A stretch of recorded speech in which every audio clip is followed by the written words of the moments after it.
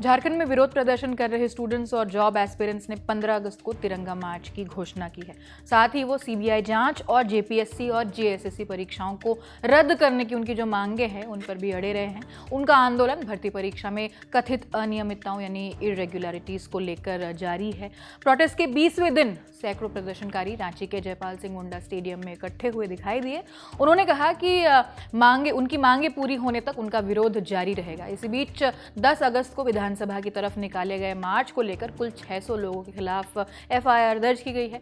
इसी मार्च के दौरान प्रदर्शनकारियों और पुलिस सुरक्षा बल के बीच झड़प भी हुई थी।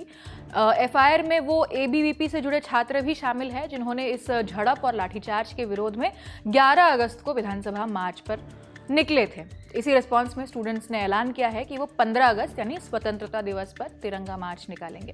उन्होंने राज्य सरकार को वार्न भी किया है कि जेन्युइन प्रोटेस्टर्स के खिलाफ केसेस न दर्ज करें। स्टूडेंट लीडर रविंद्र पासवान ने भी यही अपील की है। उन्होंने कहा है कि अगर प्रशासन ने अज्ञात लोगों के खिलाफ एफआईआर दर्ज की है तो उन्हें इससे कोई आपत्ति नहीं है, लेकिन वे प्रशासन और झारखंड सरकार से अपील करना चाहते हैं कि किसी भी छात्र के खिलाफ एफआईआर दर्ज न की जाए जो जेन्युइन है, जो रियल में छात्र हैं और वो प्रोटेस्ट के लिए ही आए हैं। छात्र फोरम ने सत्तारूढ़ जेएमएम गठबंधन में शामिल कांग्रेस पर गलत जानकारी फैलाने का भी आरोप लगाया है। दरअसल कांग्रेस मंत्री शिल्पी नेहा तिर्की ने कहा था कि सरकार से मिलने वाला छात्रों का जो डेलीगेशन है वो सभी छात्र की सही तरीके से बात नहीं रख रहा है। इस पर प्रदर्शन कर रहे छात्रों ने अपने आईडी कार्ड दिखाए और कहा कि वे सच में छात्र हैं और छात्र की तरफ से ही सरकार से मिलने गए थे। अब बात करें झारखंड लोकतांत्रिक क्रांतिकारी मोर्चा यानी जेएलकेएम के नेता देवेंद्रनाथ महतो की, तो उनकी सेहत को लेकर भी चिंता बढ़ गई है। महतो पिछले 12 दिनों से भूख हड़ताल पर है। 10 अगस्त को विधानसभा मार्च में शामिल होने के बाद उनकी तबीयत बिगड़ गई थी। इसके बाद उन्हें रांची के सदर अस्पताल में भर्ती कराया गया। हालांकि 13 अगस्त को महतो ने रांची के सिविल सर्जन को लेटर लिखकर अस्पताल से वापस प्रदर्शन वाली जगह पे जाने की परमिशन मांगी। हॉस्पिटल के डॉक्टर से और मेडिकल प्रबंधक से बार बार आग्रह कर रहा हूँ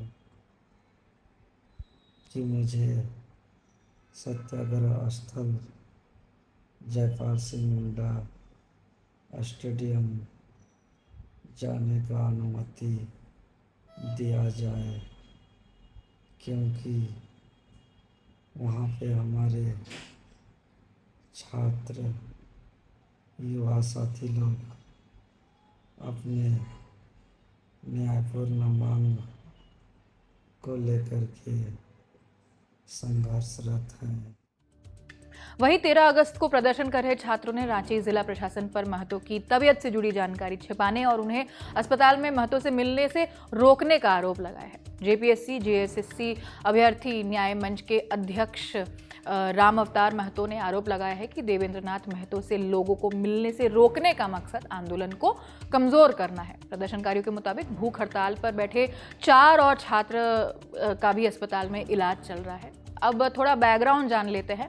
पुलिस और प्रशासन ने विधानसभा की सुरक्षा को देखते हुए रास्ते में बैरिकेड और ड्रॉपकेड लगाए थे, ऐसा शिकायत में लिखा है। जो जिस एफआईआर की हम बात कर रहे हैं, शिकायत में कहा गया है कि भीड़ में शामिल कुछ लोगों ने इन बैरिकेड और ड्रॉपकेड को तोड़कर आगे बढ़ने की कोशिश की। पुलिस और प्रशासन की तरफ से लोगों को समझाने की भी कोशिश की गई थी। साउंड सिस्टम के जरिए भीड़ से शांत रहने और आगे नहीं बढ़ने की भी अपील की गई थी। पुलिस का कहना है कि वहां पहले से ही भारतीय नागरिक सुरक्षा संहिता यानी बीएनएसएस की धारा 163 लागू थी। इसका मतलब था कि उस इलाके में भीड़ और किसी तरह के जुलूस या प्रदर्शन को लेकर प्रशासन की पाबंदियां लागू थी। इसके बावजूद कुछ लोगों ने आगे बढ़ने की कोशिश की।